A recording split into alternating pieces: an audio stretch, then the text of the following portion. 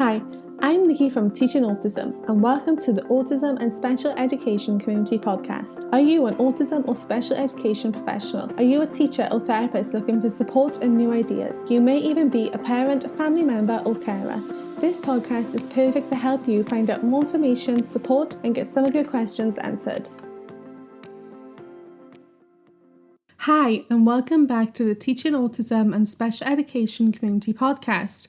I honestly cannot believe how fast the school year has gone.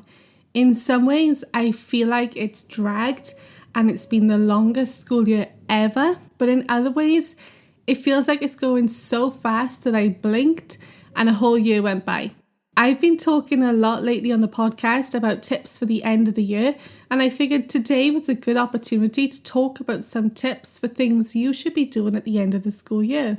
These are the things that I find the most helpful to do in order for me to have a relaxing summer away from school and to be able to just switch off and take time for me and myself rather than working all through the summer.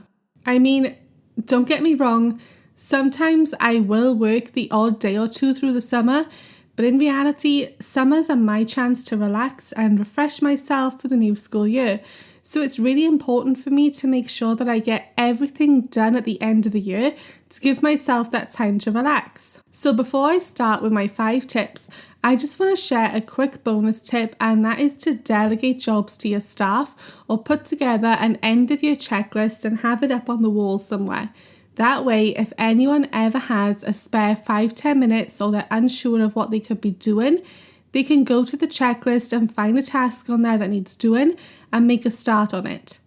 This is a great way to get some things done, and you might think there's no point starting something when you only have 5 minutes spare, but if you have a staff member who has 5 minutes spare 5 or 6 times a day, that's half an hour a day of tasks that are getting done, and that can be very helpful over the course of a week. So let's get stuck in with my 5 tips for ending the school year.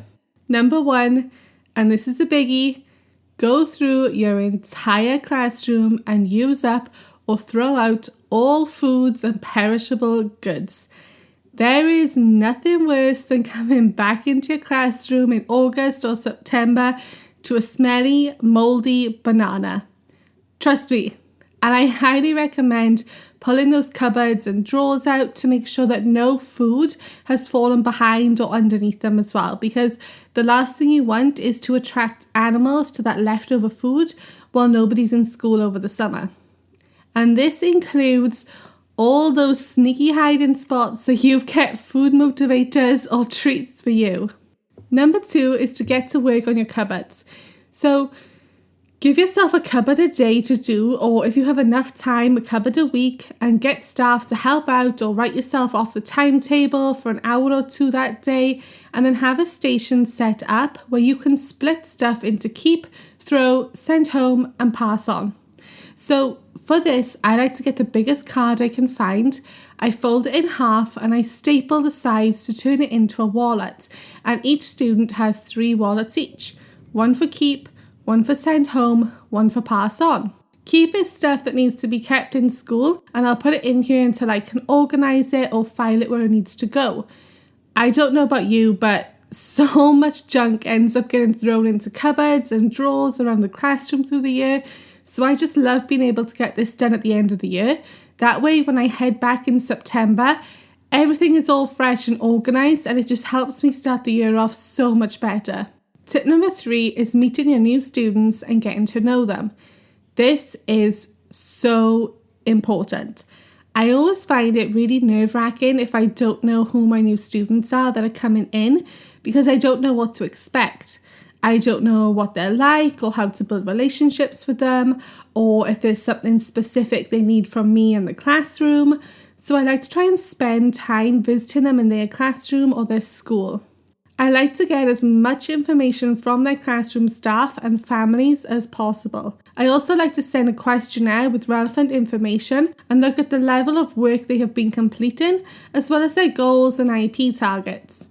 And finally, I like to send home a 1-page newsletter introducing myself, the staff who will be in my classroom, and just what their families can expect from us. I also include an email address on this so that they can reach out to me with any questions.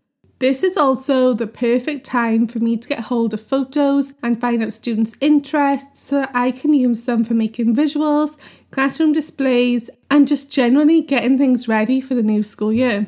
There is nothing worse than trying to get photos on that first day of school, then trying to find time to get them on the computer, turn them into visuals, print them, laminate them, cut them, put them up around the room. Plus, it's so much nicer when students can walk into the classroom on that first day and already see their face around the room, which leads us on very nicely to point number 4.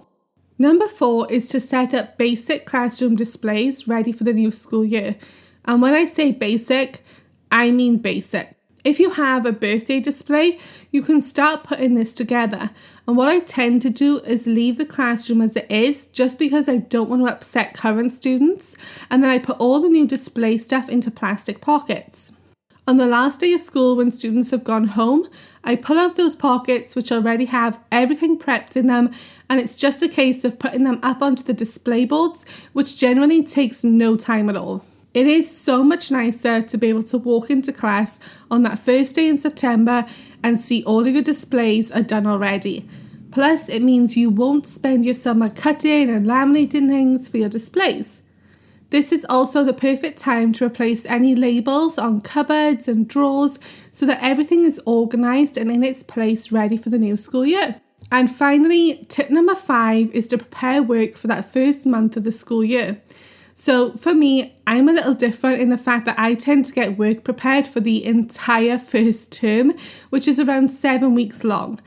This is where tip number 3 comes in handy if you've been able to speak to the students' current classroom staff, because you know what level they're working on, what their goals are, and you can prepare relevant work for them.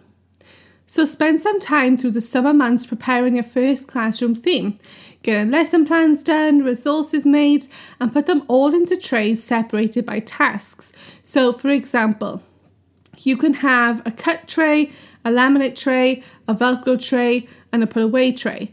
So have your staff work on these trays whenever they have spare time through the day. This way, your resources are being prepared for the new school year, and hopefully if you start it early enough, you should be able to get all of this prepared well in advance so you can spend your summer relaxing. One of the best resources I find to get prepared in advance are craft activities. So print out or write down the crafts you want to do with your students and have your staff prep these and put all of the things needed for those crafts into pockets ready for the new school year and then into a craft box.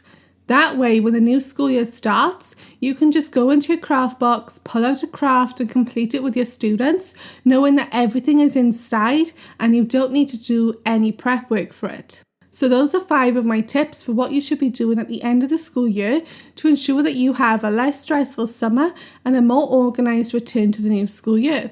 If you have some tips you'd like to share, be sure to head on over to the show notes and leave a comment to help others out too. There's also a bunch of helpful links and resources for you over there that I've put together for you as well. I hope you found this podcast episode helpful today. Thank you for listening, and I'll speak to you again soon.